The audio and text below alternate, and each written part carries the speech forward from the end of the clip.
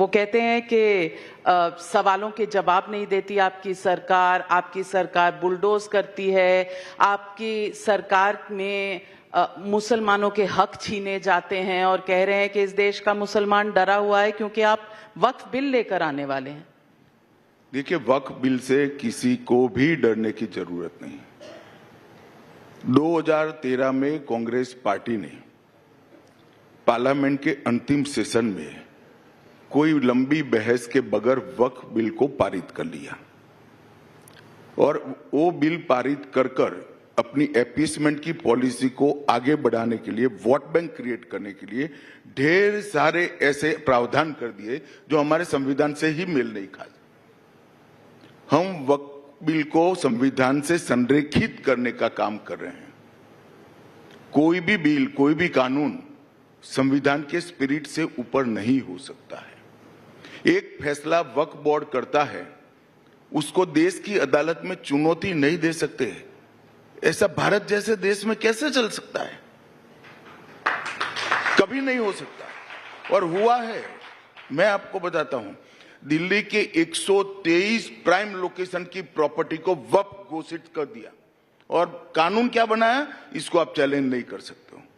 प्रयागराज में चंद्रशेखर आजाद गार्डन, जहां चंद्रशेखर आजाद जी ने अंतिम सांस ली, उसको वक्फ की प्रॉपर्टी घोषित कर दिया गया।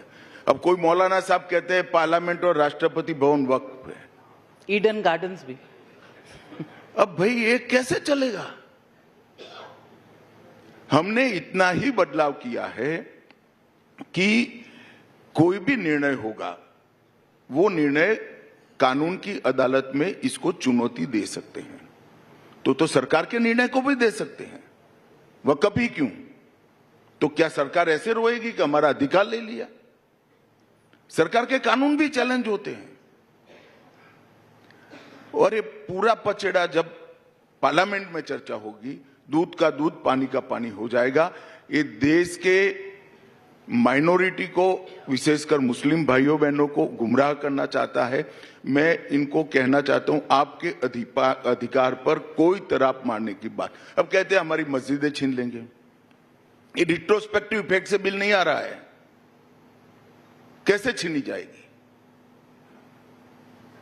बिल आगे के समय के लिए है। आप 2013 में जो बिल लेकर आए थे वो रिट्रोस्पेक्टिव इफेक्ट से था, मगर वोट बैंक कंसोलिडेट करने के लिए झूठ पर झूठ बोलते जाना। इतने साल से इतने चुनाव हारे, फिर भी सीखते नहीं है। हम क्या कर सकते बताइए? लेकिन कुछ मेंबर ऑफ पार्लियामेंट, ओवैसी जैसे तो ब्लैक बैंड पहनकर आते हैं पार्लियामेंट में।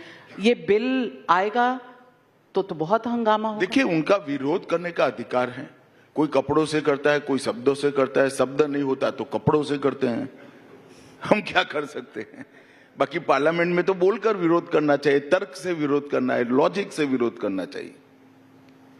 तो आपने कहा कि ये बिल रेट्रोस्पेक्टिव नहीं होगा। अगर रेट्रोस्पेक्टिव नहीं होगा तो तमिलनाडु में एक मंदिर का लैंड जो है 1500 साल पुराना मंदिर, उसको जो वक्फ बताया गया है, उस मंदिर का क्या? ऐसा है,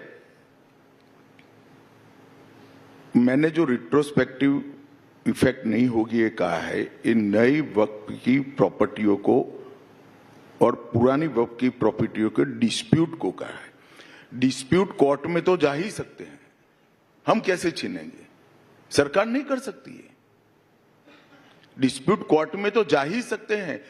किसी का भी फैसला डेमोक्रेटिक कंट्री में कानून की अदालत में न जाए, इस प्रकार का कानून नहीं होना चाहिए। तो अगले हफ्ते में, और वो कानून को भी चैलेंज कर सकते हैं। जो कानून बनता है उसको भी तो कोई कोर्ट में चैलेंज कर सकता है। ढेर सारे 370 को भी चैलेंज किया था, सीए को भी किया है। चैलेंज हो ही सकते हैं कानून। अगर वो कॉन्स्टिट्यूशन के 4 कॉर्नर में नहीं है तो कोर्ट इसका संज्ञान लेंगी।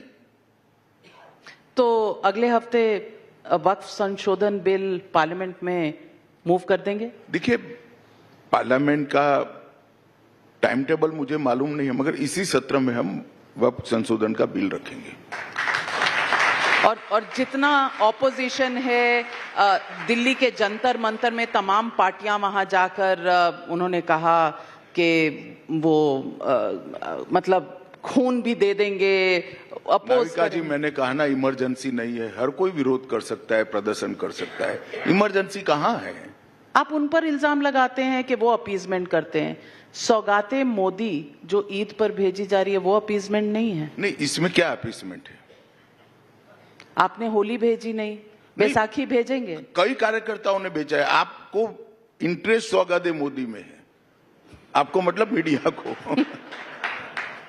नहीं, होली की भेजी थी। हमारा तो 15 अगस्त का भी कार्यक्रम होता है, 26 जनवरी का होता है, जन्माष्टमी का होता है, रामनवमी देखना कैसे मनाते हैं हम।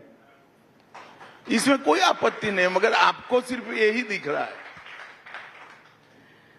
आजकल सवाल इस पर उठ रहे हैं कि पॉलिटिक्स में चुनाव आ रहे हैं, तो बिहार का चुनाव आ रहा है, वहां नीतीश जी असेंबली में कुछ ऐसी बातें कर रहे हैं, कभी नेशनल एंथम चल रहा है, चल पड़ रहे हैं, तो क्या चुनाव की ये जो गठबंधन है ये दुरुस्त है, फर्म है? गठबंधन दुरुस्त है।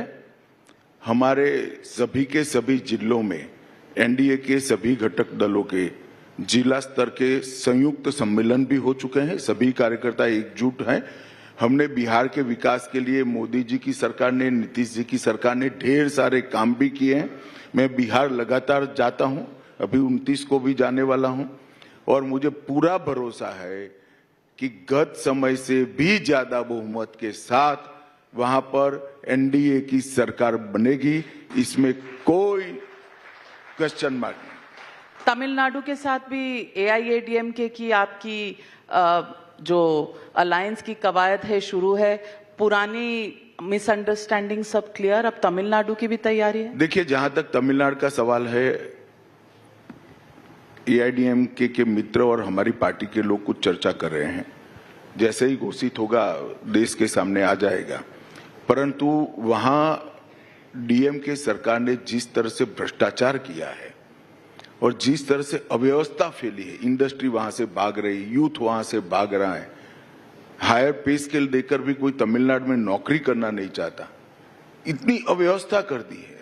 जो साउथ के का एक जमाने में सबसे प्रोग्रेसिव और डेवलप स्टेट माना जाता था, वो स्टेट आज बिल्कुल तितर बितर होने के कगार पर स्टालिन जी ने लाकर रख दिया, डीएमके ने लाकर रख दिया है।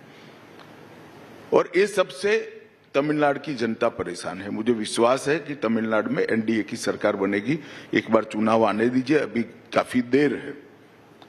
बहुत सारा जनता का संकल्प जब तमिलनाडु में जाते हैं तो दिखाई पड़ता है। मैं विगत 1.5 महीने में 3 दिन जाकर आया हूं। डिटेल प्रवास किया है मैंने, 4 जिलों में गया हूं। मैं बताता हूं वहां की पल्स जो है एडीएमके सरकार को उखाड़ फेंकने की। लेकिन लोकसभा चुनाव में तो बहुत ज्यादा सक्सेस आपको नहीं मिला था। किस बेसिस पर आप इतने ऑप्टिमिस्टिक हैं? अब काउंटिंग होगा तो बेसिस मालूम पड़ ही जाएगा, मगर नाविका जी ये लीक कर रखेगा। काउंटिंग के दिन मुझे फोन करिएगा, वहां एनडीए की सरकार अच्छे बहुमत के साथ बनने जा